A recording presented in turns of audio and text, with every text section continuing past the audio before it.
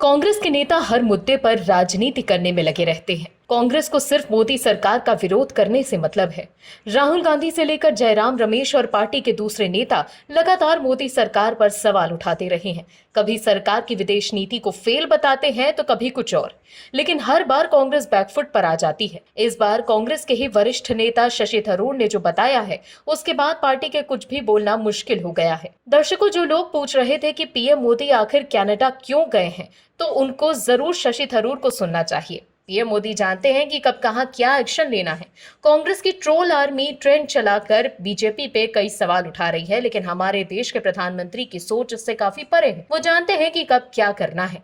वो फोटो खिंचवाने नहीं, बल्कि आतंक को लेकर विश्व 7 सबसे मजबूत आर्थिक व्यवस्था वाले देशों को एकजुट करने गए हैं। समझने की जरूरत तो ये है कि भारत को सिर्फ एक सीमा पर ही दुश्मनों से नहीं लड़ना है, बल्कि उसे घर के भीतर इन ट्रोल आर्मी से भी लड़ना है।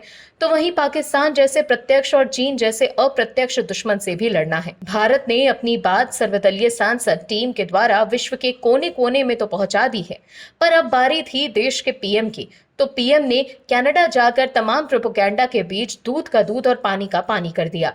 आखिर क्यों हो रही है ये बात, बताते हैं आपको हम इस रिपोर्ट में। दरअसल कांग्रेस महासचिव जयराम रमेश ने अमेरिकी राष्ट्रपति डोनाल्ड ट्रंप के G7 शिखर सम्मेलन से एक दिन पहले चले जाने पर भी पीएम मोदी पर सवाल उठा दिए। उन्होंने इसे स्वयंभू विश्वगुरु की गले लगाने की आदत को बड़ा झटका बताया। वहीं जैसे ही पाकिस्तानी सेना के chief army staff field marshal Asim Munir और अमेरिकी राष्ट्रपति डोनाल्ड ट्रंप की मुलाकात की खबरें आई, कांग्रेस पार्टी ने केंद्र सरकार पर जबरदस्त निशाना साधा। कांग्रेस ने इसे भारत की कूटनीति के लिए खतरा बताया। वहीं कांग्रेस के सांसद शशि थरूर सरकार के साथ नजर आ रहे हैं। थरूर ने G7 शिखर सम्मेलन के लिए पीएम मोदी के कनाडा दौरे की प्रतिक्रिया दी। उन्होंने कहा कि G7 में हम दुनिया की 7 सबसे बड़ी अर्थव्यवस्थाएं नहीं रह गईं, क्योंकि भारत और चीन अब बड़ी अर्थव्यवस्था वाले देश हैं और इस तर्क के अनुसार उन्हें भी G7 का हिस्सा होना चाहिए। फिर भी G7 देश बहुत शक्तिशाली हैं, इसके बीच आपसी तालमेल बहुत अच्छा है। उन्होंने ये भी कहा कि हमारे प्रधानमंत्री को इन देशों से बात करने का मौका मिलना,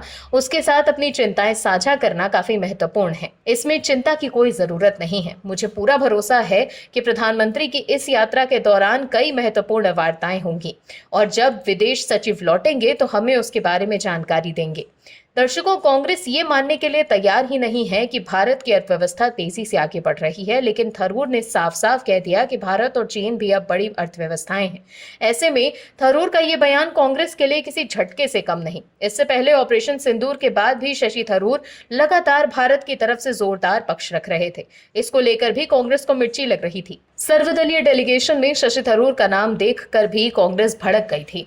कांग्रेस के वो नेता पसंद हैं जो हर बात पर मोदी सरकार और पीएम मोदी का विरोध करें, लेकिन शशि थरूर हमेशा सच के साथ खड़े रहते हैं। वो देश हित में पीएम मोदी और मोदी सरकार के साथ खड़े हैं।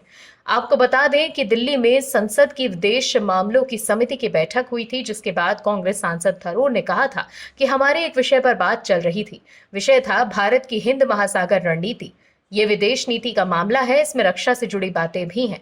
थरूर ने आगे बताया कि बैठक में रक्षा सचिव और नौसेना के अधिकारी भी मौजूद थे। उनसे इस विषय पर जानकारी ली गई। थरूर ने कहा कि बातचीत बहुत अच्छी रही। हमने 2.5 घंटे से ज्यादा तक समय पे सभी पहलुओं पर गंभीर चर्चा की। ये सब आपको संसद में पेश होने वाली रिपोर्ट में देखने को मिलेगा। आप दर्शकों से विनम्र निवेदन है कि चैनल को सब्सक्राइब जरूर करें